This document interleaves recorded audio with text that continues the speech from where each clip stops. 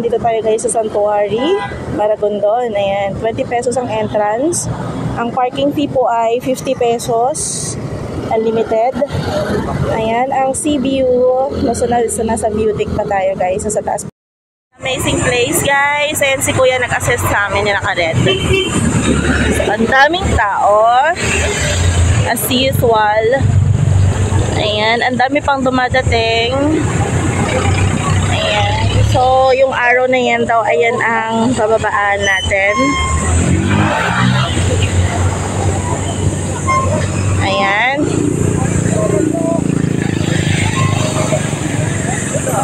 Dati gubat pa yan dito Ngayon, ang ganda dyan.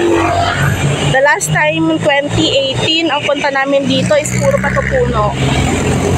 Diba? Hello, Lexit Fam, I'm here.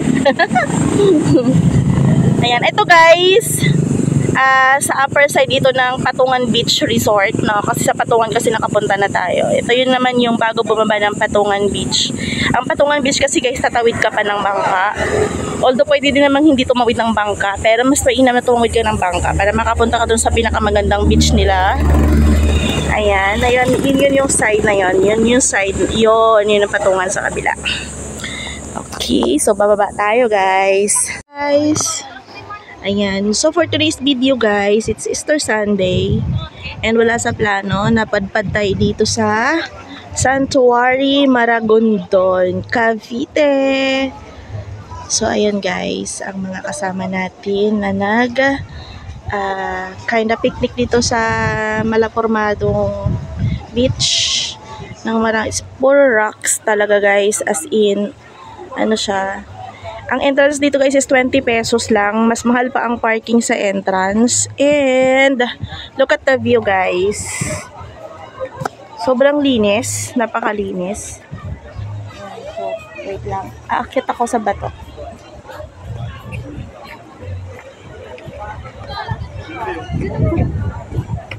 Ayan, umakyat na ako. Ayan siya guys, oh. So hanggang doon ang pwedeng paliguan. Ayan siya. Sobrang ano to guys. Ito yung right after Kabyang Tunnel. Isang pag left turn mo ng Kabyangs, pagbaba mo yun na yun. So makikita mo na yung mga nakapark doon. So kabila guys is Pico de Loro.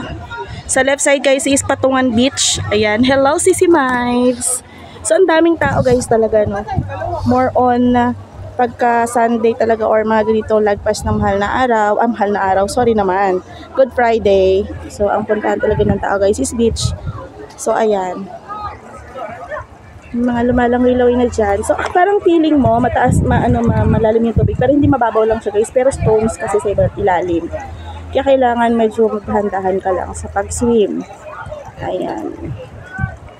So, ayun guys, ang mga people, ang mga person ay gusto nang malamig, pero hindi pa din.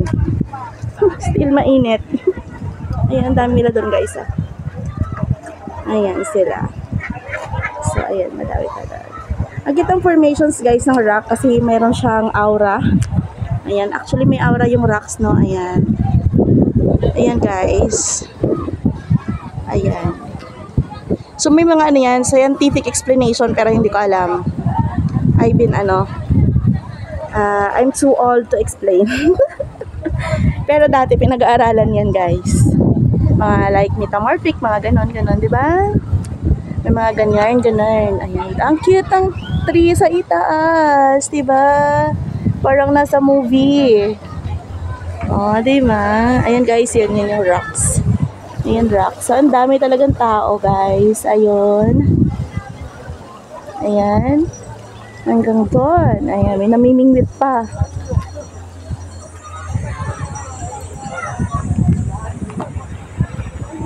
So, ayan. Ang kalaban mo dito is init. Sobrang mainit. So, kung gusto mo talagang hindi ka mainitan, lulublob ka sa tubig.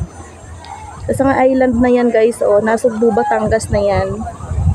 Ayan, kaya sila, ayan mo, tinan mo sila, nakalublob lang sila sa tubig, hindi sila umaahon. Kasi po, mainit. Ayan. Pag pupunta ka dito guys, dapat prepared ka sa tent, prepared ka sa tent, prepared ka sa water, prepared ka sa food, sa ihawan, mga cold drinks, ganyan. Walang bawal dito, hindi bawal magdala ng so far ng alak. Ayan, kaya ang iba dito lasing na, iba natutulog na lang. Kasi, wala pong cottage. Ang cottage po ay doon pa. Ayun guys. Ayan. Hanggang doon lang ang may cottage. So, sobrang konti lang talaga. Sobrang konti lang talaga ng pwedeng ma-occupy na cottage, guys. It's like 500 pesos lang. Sulit naman na. Kaya lang hanggang doon lang. Dito, wala na. Ayan. Asahan mo ba naman sa 20 pesos ang entrance? Diba? So, sa mga low budget o walang budget, parking lang pwede na. Ayan. Pwede nga guys, magdala ka lang ng bahaw dito tsaka tuyo, pwede na mag-swimming. Diba? So, ayan guys. Yan na ma-share ko sa inyo guys dito sa may sanctuary kasi hindi pa siya talaga totally gawa na beach or para siyang public. Public talaga siya guys. So, ayan na, kaya ko i-share sa inyo guys. Ayan. Sobrang linis dito. Walang mga bato-bato, walang dikya, walang ano. Malinis talaga siya. Ayan. So, ayan. Thank you po sa panonood. Ayan. Happy Easter guys.